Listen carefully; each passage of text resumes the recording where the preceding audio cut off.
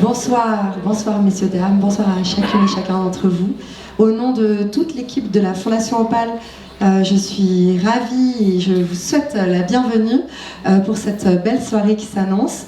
Cette soirée qui a été préparée par nos amis de Swissmed Culture.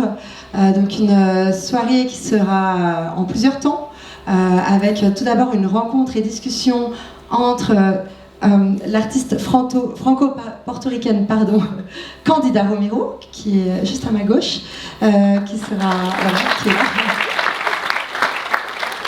qui nous fait l'honneur de sa présence, dont vous découvrirez aussi les œuvres qui sont présentes dans une autre salle juste attenante, au foyer, après la discussion et le film. Donc Candida Romero qui sera en discussion juste tout de suite à l'instant avec Céline Hayden-Benz. Je ne sais pas si... Pardon pour la prononciation.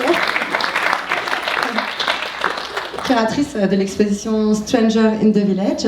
Elles vont vous parler de cet art, de James Baldwin, notamment qui fête le 100e anniversaire de sa naissance, de James Baldwin. Donc voilà, une rencontre organisée autour de cet anniversaire.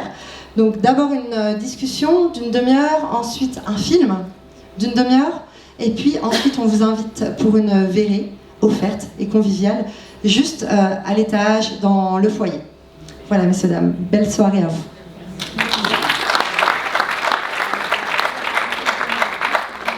Voilà, merci Marie, bonsoir. Tout d'abord j'aimerais remercier la Fondation Opale pour son hospitalité, qui pour nous c'est devenu une tradition d'avoir à chaque saison une rencontre à la Fondation Opale. Donc un grand merci à Marie et à son équipe.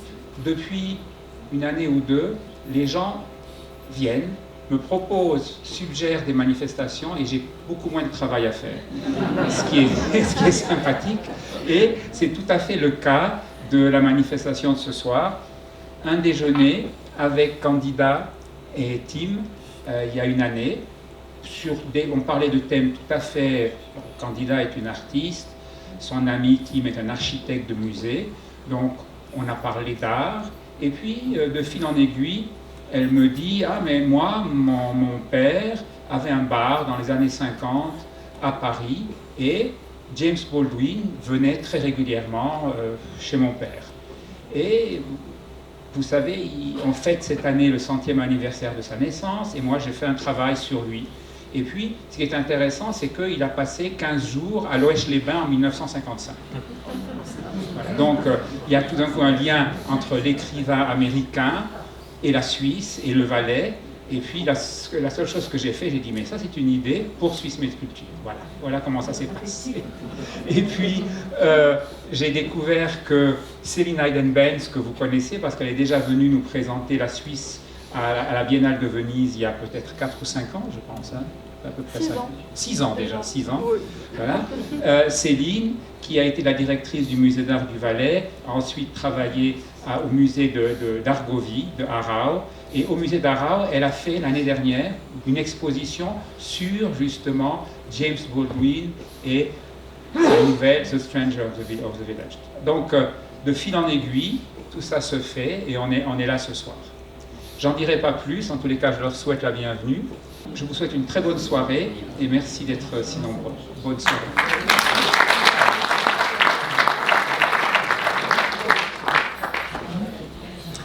Bonsoir à toutes et à tous. Tout d'abord, j'ai envie de dire joyeux anniversaire à James Baldwin, puisque c'est pour ça qu'on est réunis finalement, n'est-ce pas? C'était le 2 août. Nous avons fêté donc le 100e anniversaire, et même pour être plus précis, je crois le 101e, donc il a 101 ans en réalité. Exact. Voilà, c'est ça. C'est un écrivain américain de renommée internationale, mais je me demande quand même, est-ce que nous le connaissons vraiment? Ici, à Loèche-les-Bains, où il a séjourné dans les années 50, à différentes reprises, il existe, vous connaissez peut-être cette maison Goethe, au centre du village, mais il n'existe pas encore de maison Baldwin, alors qu'il a quand même séjourné beaucoup plus longtemps. En France aussi, où il a vécu pendant plus de 17 ans, tout en voyageant beaucoup, eh bien, je me demande, est-ce qu'il fait partie des écrivains que nous lisons vraiment ? Pour ma part, je l'ai découvert assez tard, beaucoup trop tard. J'aurais bien aimé lire, par exemple, à l'âge de 15 ans, La chambre de Giovanni, qui, à mon avis, est un livre transformateur.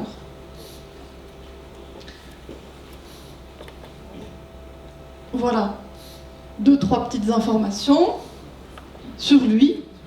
Et aussi, donc, il était très proche de nombreux autres artistes, comme Beaufort Delaney, Richard Avedon. Il a fait la couverture de nombreux magazines, il a tenu la main de John Baez durant la marche de Martin Luther King à Selma, dans les années 60, en 1965. Et, bien sûr, j'en passe. On pourrait parler très longtemps uniquement de lui, mais ce n'est pas notre but. Et donc, au début des années 50, il séjourne en Suisse, quelques mois, à Loèche-les-Bains, grâce à son ami Lucien Harpersberger, dont la famille possède un chalet. Un chalet qui existe encore aujourd'hui, on pourra en reparler tout à l'heure. Et au cœur de cet hiver valaisan, Baldwin se concentre sur l'écriture de son premier roman, qui va s'appeler Go Tell It on the Mountain, qui va être un succès incroyable. En français, il est traduit par La Conversion. Et en parallèle à ce livre Go Tell It on the Mountain, et peut-être aussi un petit peu pour se réchauffer dans ce grand hiver valaisan, il rédige aussi l'essai Stranger in the Village, un étranger au village, qui paraîtra dans Harper's Magazine en 1953. Et dans ce texte, il évoque l'accueil qu'on lui a réservé dans ce village, un accueil empreint d'étonnement, de curiosité, d'amusement et d'indignation, je le cite. Il évoque aussi le prodige vivant qu'il est devenu face à des personnes qui le désignaient par un mot que je ne prononcerai pas. Et cela fait évidemment réfléchir Baldwin, qui s'étonne qu'une personne noire puisse encore être considérée comme une découverte après l'histoire violente de ses ancêtres africains déportés à travers l'Atlantique pour être esclavagisés pendant plusieurs siècles. L'intellectuel américain noir et homosexuel qu'il est devient ainsi un étranger à plusieurs titres. Mais ça ne va pas l'empêcher de revenir à Loèche-les-Bains 10 ans plus tard, en 1962, pour tourner un film que nous verrons tout à l'heure ensemble, après notre échange avec l'artiste Candida Romero, vers qui je me tourne maintenant. Bonsoir. Bonsoir. Bonsoir. Bonsoir. Comment ça va ? Très bien. Tu te sens ? Ouais, je me sens super. Et puis, je suis vraiment ravie d'être ici. Je voulais remercier Swiss Made Culture, Michel, Abou Khalil, François, Barras et évidemment toute la Fondation Opale et tous les gens qui sont venus. Et Céline, merci de m'accueillir. C'est un plaisir, ces belles coïncidences. Merci aussi à tout le monde. Donc, Candida, tu es une artiste franco-portoricaine née à Paris, qui travaille aussi en Corse et en Valais depuis quelques années. Oui. Après des études à Munich, tout d'abord, et une carrière dans le théâtre, dans le chant et le cinéma, tu te consacres à la peinture depuis 1993. Oui, exact. Tu me dis, hein, effectivement, si je dis des bêtises. Tout le monde, d'ailleurs, peut nous interrompre si jamais. Et tes œuvres ont été exposées récemment à Paris, dans la galerie Jacques Lévy, Oui. dans une exposition que tu as nommée Below the Surface, sous la surface, et qui est visible aujourd'hui à la Fondation Opale, mais sous une forme adaptée. Oui, c'est un extrait qui se trouve là-haut, au foyer, que vous pourrez voir si vous voulez, après la projection du film, On ne pendant le manquera pas. verre. Très bien.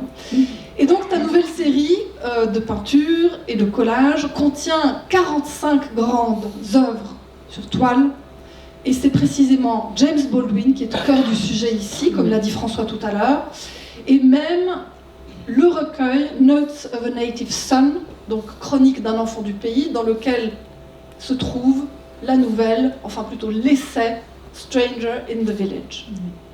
Donc on est vraiment au cœur du sujet. Alors, il faut commencer peut-être par dire que tu as connu James Baldwin durant ton enfance à travers ton père. Oui. Voilà. Johnny Romero, Johnny que nous Romero, voyons ici au centre de la photographie. un sacré personnage, qui est mon père. Qui est, alors c'est une histoire, c'est l'histoire de ma vie, c'est l'histoire de mon enfance, c'est l'histoire de mon père. Mon père est né à Porto Rico. Il a fui avec sa sœur et sa mère pour New York. Bon, à l'époque, il y avait la grande migration des portoricains sur New York et il s'est retrouvé, on va dire, dans la nasse, hein, parce qu'il était quand même, lui, très cultivé. Il s'est retrouvé brusquement plongé un peu dans le Bronx. Ça a été assez dur. Et comme il avait beaucoup de charme, il avait un grand charisme, il a tout de suite compris qu'il fallait qu'il s'en sorte. Et lui, c'était un homme de contact. Donc il a très rapidement, il voulait être avocat pour les droits civiques.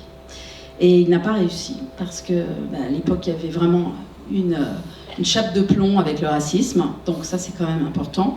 Donc il s'est vite tourné vers Greenwich Village et il a ouvert un bar dans les années 50. C'est le bar dont parlait François tout à l'heure, mais c'était à New York d'abord, qui s'appelait le Romero's. Et dans ce bar, il y a eu un mélange incroyable de gens de toutes les races, de toutes les provenances, beaucoup de Latin jazz musicians, beaucoup d'intellectuels et une grande effervescence. Voilà. Donc c'est vraiment 51, 52 jusqu'à 57. Et Baldwin et lui se sont connus sûrement à New York à ce moment-là, à Greenwich Village, puisque c'est ça dont j'ai la trace. Ensuite, mon père a quitté les États-Unis, il est venu à Rome, il est parti à Rome pendant 2 ans, il a tourné dans des films, voilà. Et puis, il était très, très malin, il a tout de suite compris qu'il fallait venir à Paris. Il est arrivé à Paris, il a rencontré ma mère et il a ouvert, ma mère avait ouvert un bar aussi, parce que ma mère est une artiste, mais elle était aussi créatrice d'événements. Et mon père s'est joint à elle et ils ont fait vivre ce bar qui s'appelle Le Nuage. Et là, un autre chapitre encore, Baldwin est arrivé aussi et ils se sont retrouvés à Paris. Et là, c'est à ce moment-là, bon, moi je suis née plus tard, donc dans milieu des années 60, et c'est à ce moment-là que Baldwin venait à l'atelier de ma mère, à La Ruche, dans cette cité d'artistes, et j'ai joué sur ses genoux, voilà, et ma mère me parlait souvent de Baldwin. Est-ce que tu te souviens encore de l'époque où tu étais sur ses genoux, ou c'est des anecdotes qu'on t'a racontées? Je pense que ma mère a quand même pas mal brodé, mais on va dire que j'ai des sensations, je me rappelle d'odeurs, je me rappelle de musique, je me rappelle de sons, je me rappelle de la musique. Mon père écoutait énormément de jazz, Baldwin était un grand fan de jazz, d'ailleurs il y a une playlist de jazz Baldwin, la playlist des disques de Baldwin, et voilà, et donc moi je savais qu'il y avait ce lien, et tous les documentaires que j'ai vus sur Baldwin, c'est vraiment comme quelqu'un de ma famille, quelqu'un que je connaissais. Donc je me rappelle pas vraiment exactement, mais du fait que ma mère m'en parlait beaucoup et que c'était vraiment un grand ami de mon père, ça a évidemment provoqué beaucoup de choses en moi, et l'envie de créer cette série d'œuvres avec ces souvenirs comme ça, ces bribes de souvenirs de mon enfance, et en même temps évidemment parce que je me suis plongée dans l'œuvre donc ce recueil d'essais Notes of the Native Son, et donc ça m'a donné vraiment l'envie de créer toutes ces œuvres, parce que je savais que j'avais ce lien très très fort qui me donnait vraiment l'envie de créer ce travail. On voit sur cette image que James Baldwin et Johnny Romero, ton père, sont très proches. Qu'est-ce qu'ils partageaient en plus de leur parcours géographique? Je pense le sens de la fête. C'était aussi des gens qui forcément ont bataillé. Mon père, on va dire, a eu plus de facilité peut-être pour certaines choses parce que la couleur de peau fait qu'il était plus clair.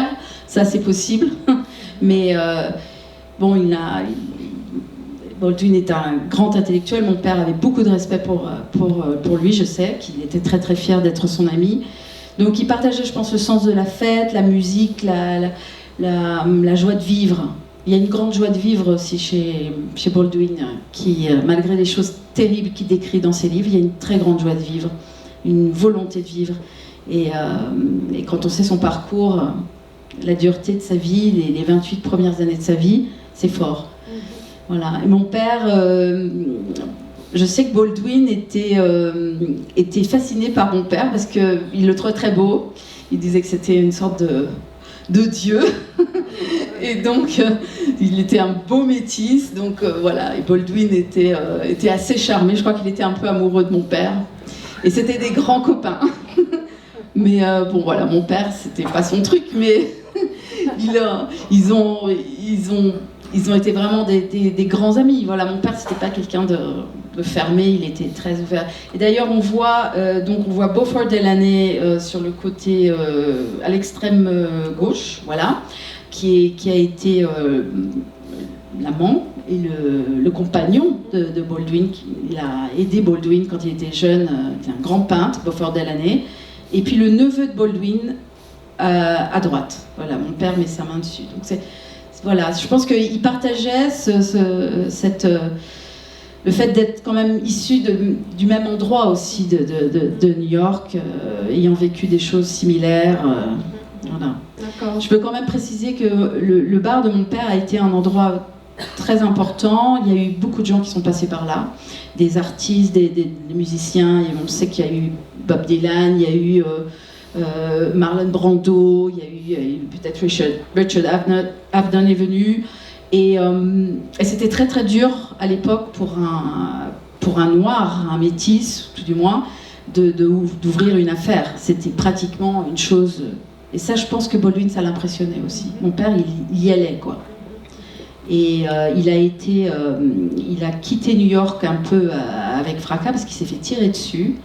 Il était harcelé par la mafia italienne. Donc c'est une vraie vie de roman qu'il a eu, mon père. Et il m'avait montré, je crois qu'on lui avait tiré dans la main parce qu'il avait un bout de son doigt qui lui était abîmé. Et donc il m'avait montré ça. Voilà. Il avait des grosses bagues aussi, un peu comme Baldwin. Ouais. Wow. Impressionnant. Donc une équipe qui se comprend par son histoire, oui. Par son goût pour les arts. Oui, aussi, bien sûr. Oui, bien sûr, les arts, la musique, voilà. Et la littérature, qui est au cœur de ton travail. Et donc je rebondis pour parler aussi de ton travail vraiment. Oui. Puisque quand même, toi tu es une artiste qui puise d'abord dans le texte. Oui. C'est la littérature qui a priori est un point de départ pour tes œuvres. Tu mélanges la photographie, la calligraphie et la peinture. Et tu traites tes œuvres en d'innombrables couches, oui. Comme pour rendre quelque chose invisible, mais aussi pour montrer la complexité d'une pensée profonde, probablement. Enfin, oui. En tout cas, moi, c'est comme ça que je le comprends. Et donc, tu as travaillé longtemps sur La recherche du temps perdu, oui. de Marcel Proust. Moi, j'aurais envie de te demander, mais qu'est-ce qui t'a fait passer de La recherche du temps perdu à James Baldwin? On est quand même dans deux univers extrêmement différents. Quel est le lien entre ces deux séries? Alors je dirais que Proust parle de cristallisation, et moi je dirais que j'ai cristallisé, après Proust j'ai cristallisé sur Baldwin. J'ai trouvé en Baldwin des choses très très fortes, j'ai retrouvé un peu de mon enfance aussi, c'est très important, parce que j'ai ressenti des choses en lisant justement Notes of a Native Son, peut-être des choses qui étaient enfouies en moi. J'avais depuis longtemps envie de travailler aussi sur... parce que Proust, j'ai passé 10 ans de ma vie à travailler sur Proust, mais à un moment, j'étais épuisée, je ne voulais plus, voilà. Mais je m'estime artiste proustienne. Alors, il faut que je me fixe sur quelque chose. C'est ça que j'appelle la cristallisation. Et donc, quand je me suis mise à travailler sur sur Baldwin, c'est parce que j'avais trop travaillé sur Proust. Et à un moment, c'est vrai que j'ai eu une réflexion d'un ami anglo-jamaïcain qui m'a dit mais pourquoi tu travailles sur Proust, parle de tes racines, parle un peu de ta négritude quelque part. Il m'a dit ça et moi je me suis dit j'ai pas pensé, je veux dire, voilà. Mais c'est vrai que je suis métisse, je suis moitié portoricaine, moitié française, donc j'ai ça en moi, donc je voulais. Et comme la littérature a toujours été le prisme de mon travail, c'est par ce prisme-là que je me lance dans une aventure. Souvent, je traite des sujets pendant 10 ans. Ça fait quand même déjà presque 7 ans que je travaille sur Baldwin. Donc c'est énorme, je prends mon temps. Hein. Je ne suis pas pressée, je prends mon temps parce que je veux faire un beau travail, je veux laisser une belle trace. Et donc je me suis lancée sur Notes of a Native Son et j'ai découvert des choses. J'ai eu l'impression d'être vraiment... et là, voilà, et Baldwin, je me suis dit, oui, je vais travailler sur Baldwin parce que Baldwin, on m'en a tellement parlé dans mon enfance, le fait de ce lien avec la famille, tout ça, pour moi, c'était une évidence, quoi. Tu dis souvent que tu travailles en spirale. Oui. Et du coup, j'imagine que quand même, face à un tel travail, à une telle littérature qui est toujours transformatrice, moi, à chaque fois que je lis Baldwin, je me sens transformée, tu as dû rencontrer quelques défis aussi, peut-être des lieux même un peu de résistance. Est-ce que là, tu as envie de nous parler aussi un petit peu de ça? Quels étaient ces défis que tu as pu rencontrer à travers cette nouvelle série? Je peux pas dire que j'y suis allée vraiment, j'y vais avec mon cœur. Moi, je peins avec mon cœur, je peins avec mes sentiments, c'est vrai. Alors peut-être que je devrais pas, je sais pas. Mais je me suis jetée sur ce livre, j'ai tout de suite vu l'étoile qui pouvait sortir de ces lectures. Et les défis... Non, je peux pas dire que c'était... Bon, le défi, c'était de produire des toiles et quelque chose qui fasse sens et je pense que je me suis pas mal débrouillée, je suis assez contente de ce que j'ai fait, mais bon, voilà, après, le temps dira. Peut-être que un des défis, j'imagine, c'est de choisir parmi tous les extraits possibles certains aspects, de choisir certaines phrases plus que d'autres. Oui. Là, par exemple, cette œuvre que vous voyez au sol dans la montagne valaisanne prend pour source un extrait de Stranger in the Village. Est-ce que là, tu t'es dit, tiens, c'est ce morceau-là que je veux absolument plus qu'un autre parce qu'il y a tel mot plutôt que tel autre? Où est-ce que ça commence? Où est-ce que ça s'arrête? Ou est-ce que finalement, c'était pas si central que ça? C'est l'effet général qui compte. Je pense que le film que vous allez voir tout à l'heure, c'est un film très très fort et avec vraiment un film brut, c'est brut de décoffrage quelque part, et certaines images étaient vraiment très très fortes. Il y a une œuvre assez grande là-haut où on voit plusieurs images que j'ai extraites du film.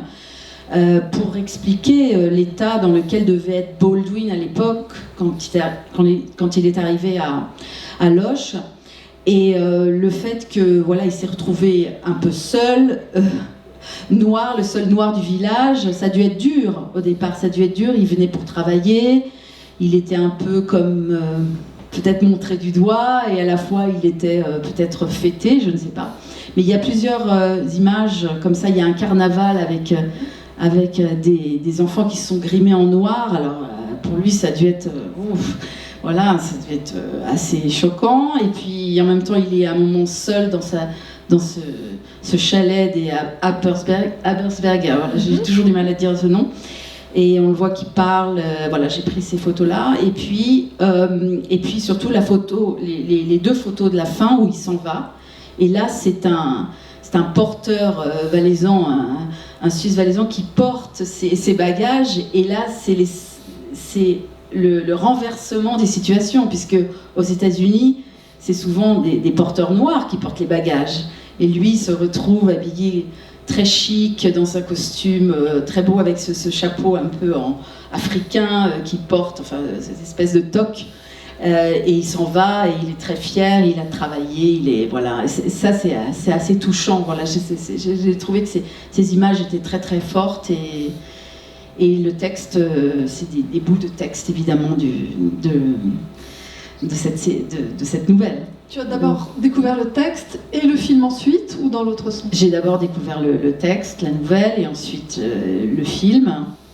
Je trouvais que le film était d'une force incroyable. C'est pour ça que vraiment j'invite tout le monde à le voir ce soir, parce qu'il est magnifique ce film. Il y a une musique absolument extraordinaire.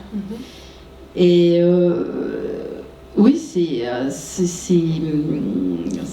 ça m'a énormément inspirée. Énormément inspirée. Ouais. Tu fais partie de ces artistes qui, comme Glenn Ligon ou Sacha Huber ou James Bantone aussi, qui s'inspirent vraiment directement de ce travail-là de James Baldwin. Hein. Donc il y a comme ça une petite série de personnes qui s'intéressent directement à cet essai. Oui. Parmi les écrivains, il y a aussi Teju Cole, qui d'ailleurs est qui est venu à l'Oesch-les-Bains pour donner lui sa propre expérience en tant que noir américain, lui aussi. Hein, donc il y a vraiment comme une famille qui se constitue autour. Donc je dis ça pour ceux qui auraient envie de créer la maison Baldwin un jour à l'Oesch-les-Bains. Voilà. Alors, le sujet central de cet essai, Stranger in the Village, c'est, nous l'avons compris, le racisme ordinaire, que tu as aussi nommé, et qui constitue un problème encore omniprésent aujourd'hui. Baldwin interroge la mécanique sournoise du racisme dans son texte. Il explique que ce mal trouve son origine dans les rapports de domination coloniale et continue malheureusement de saboter les relations humaines jusque dans les coins les plus reculés de la planète. Et donc, l'Oesch-les-Bains fait partie de ces coins reculés, à cette époque-là surtout, mais en fait, je crois qu'il ne faut vraiment pas le prendre personnellement, parce que ça pourrait être n'importe quel autre village européen, et l'Oesch-les-Bains est en quelque sorte représentant de ce petit village. Hein. Et donc, Baldwin nous dit bien que le racisme est une violence qui n'agit pas seulement à travers les actions individuelles, comme on le pense souvent, mais aussi par le biais de choses beaucoup plus diffuses, des choses qui peut-être paraissent invisibles au premier abord, mais qui sont en fait des normes sociales et culturelles qui sont profondément ancrées dans l'inconscient collectif. Alors, avant de te poser ma question, je fais un tout petit détour par cette image que nous avions créée pour l'exposition à Ara, au Aargauer Kunsthaus, et dont j'ai été la commissaire, et pour laquelle j'ai travaillé avec un comité consultatif, parce qu'évidemment, si je dois me situer en tant que personne privilégiée, personne racisée favorablement et blanche, eh bien je ne peux pas travailler toute seule sur ce type de sujet. Donc évidemment, je m'entoure. Et je m'entoure aussi d'un artiste, James Bantone, qui a créé une œuvre qu'on va utiliser pour ce visuel de l'affiche. Et là, on comprend assez vite que deux personnes qui s'accusent mutuellement, non c'est toi, non c'est toi, non, on comprend qu'en fait on est tous concernés, voilà, assez vite je crois. Et surtout, on comprend, en écoutant l'une des personnes que nous avions invitées au sein de ce comité consultatif, qui s'appelle Nyansaku Mufwankolo, qui est enseignante à la ED, l'école d'art de Genève, et qui a posé la question centrale, qui pose aussi toujours cette question à ses propres étudiants, c'est « Do you suffer or do you benefit from racism ?» Donc, est-ce que je souffre? Est-ce que le racisme, c'est quelque chose dont je souffre ou quelque chose dont je profite? Puis c'est évidemment une question assez perturbante, parce que tout de suite, on se dit « Mais tiens, j'avais pas pensé à la deuxième solution. » Parce que effectivement, en tant que personne privilégiée, j'ai le privilège de ne pas me poser cette question, et ça fait tout à coup, ça met en route une prise de conscience. Donc, on a vraiment distribué cette question avec ce visuel à tous les visiteurs, tous les publics. Et donc, ma question la question que je te pose à toi. Oui. Et on en a déjà aussi discuté lorsqu'on était dans la galerie de ton exposition à Paris. Eh bien, si tu as envie d'en parler, parce que tu n'es évidemment pas obligé, quelle est ta propre expérience personnelle du racisme?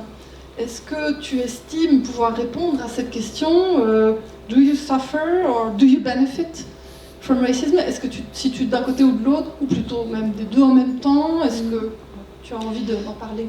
Bon, je peux dire que j'ai eu la chance peut-être de ne pas trop en souffrir, il faut quand même le dire, mais peut-être que des choses ne m'ont pas été proposées à une époque. Mais je pense que maintenant, peut-être je vais en bénéficier un peu, mais je ne crois pas qu'on puisse bénéficier du racisme en fait. Je pense que c'est une chose qui est... Malheureusement, je pense que ça existera toujours, mais disons que c'est peut-être... On va dire que ça c'est de moins en moins, peut-être de plus en plus, je ne sais pas, mais en tout cas, c'est pas très élégant d'être raciste.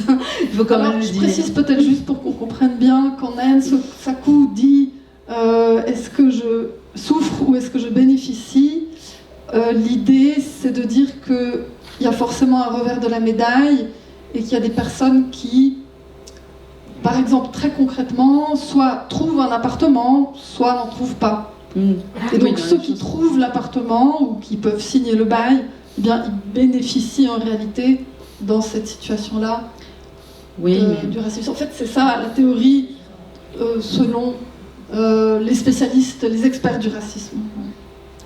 Oui, moi je sais pas, je trouve ça un peu étrange. Bon, je trouve que c'est pas une chose dont on peut bénéficier, je trouve que c'est pas... Oui, c'est pas... Non, je comprends pas tellement en fait, parce que je trouve que... Bon, je vois pas comment on peut bénéficier du racisme, je trouve que c'est une chose qui est pas quand même très, très agréable à vivre. Donc moi, je veux pas dire que j'ai souffert directement, j'ai peut-être eu des choses à l'école étant enfant, mais après je me suis vite démarquée, Après c'est une histoire de personnalité aussi, et de se défendre contre des attaques. Bien sûr, j'ai des choses qui me restent de l'enfance. Je pense que peut-être là où j'ai peut-être souffert, c'est que peut-être dans mon enfance, en effet, par exemple, mes parents, lorsqu'ils se sont connus, qu'ils se sont aimés, quand je suis née, ma mère a dit Johnny, si on allait à New York, si on allait aux États-Unis, faire un grand tour des États-Unis avec Candida, j'étais petite fille. Mon père a dit à ma mère, mais tu es folle, on va nous jeter des pierres, on va avoir que des problèmes. Il ne voulait absolument pas retourner aux États-Unis. Avec moi petite, c'était hors de question. Donc c'était quand même, et c'était en avant 70, enfin, autour de 70. Donc ça veut dire quand même que voilà, ça m'a impacté quand même. Après voilà, mes parents se sont séparés, ils sont restés très amis, ils ont toujours été amis jusqu'à la mort de mon père.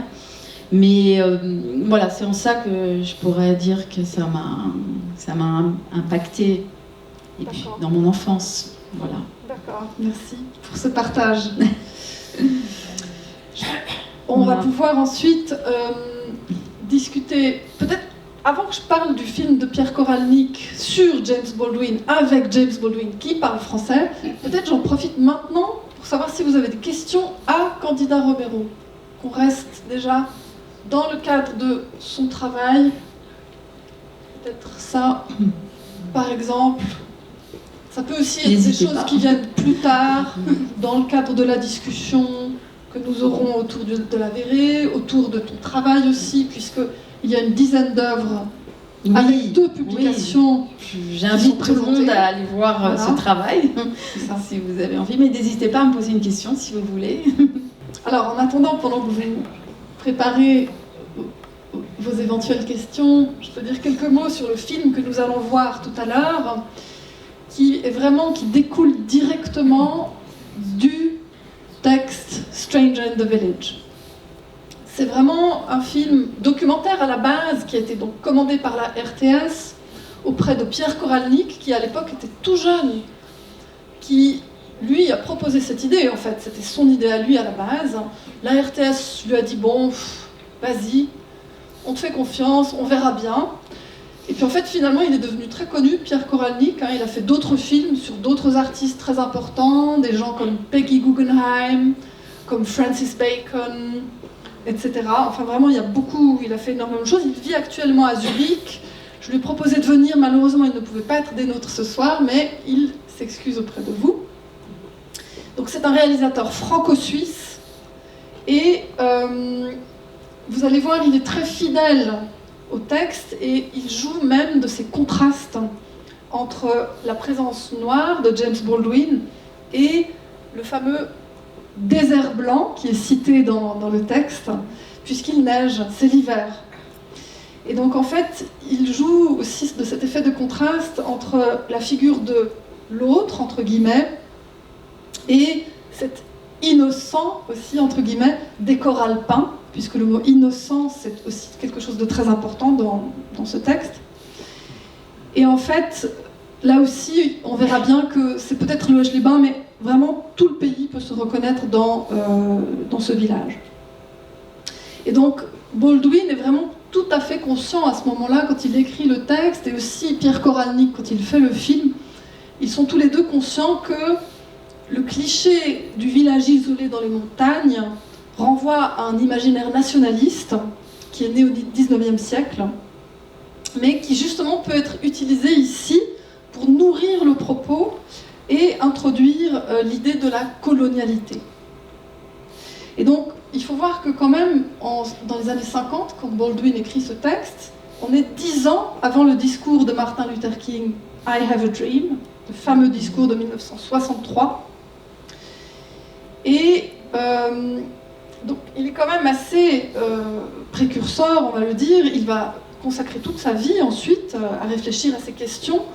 Et il termine ce texte par la phrase qui dit que le monde ne sera plus jamais uniquement blanc, puisqu'évidemment, il y a de tout.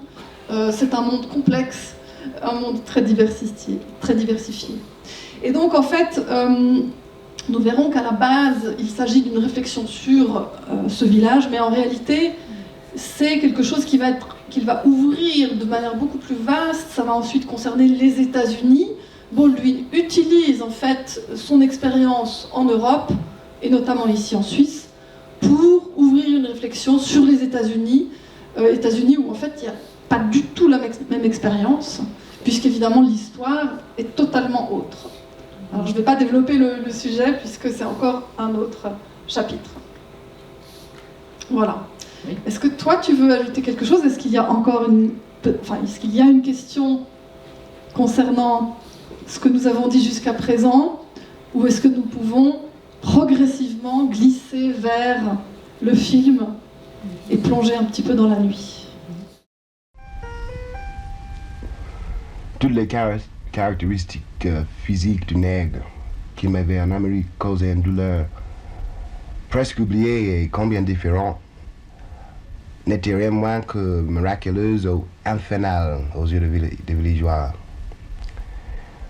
Selon certains, mes cheveux avaient la couleur de goudron ou la texture de fil de fer ou de coton.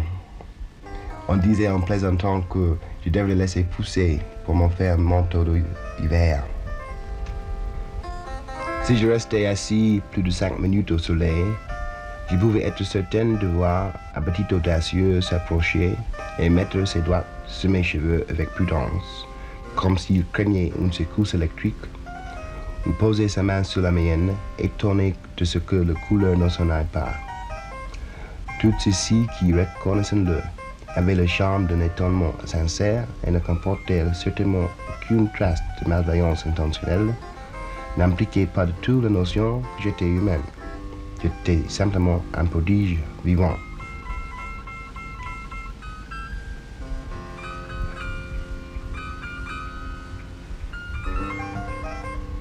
Je savais qu'il n'avait pas l'intention d'être désagréable, et je le crois encore. Je dois pourtant me le répéter chaque fois que je sors du chalet. Les enfants qui crient nègre ne peuvent savoir l'écho que ce mot éveille en moi.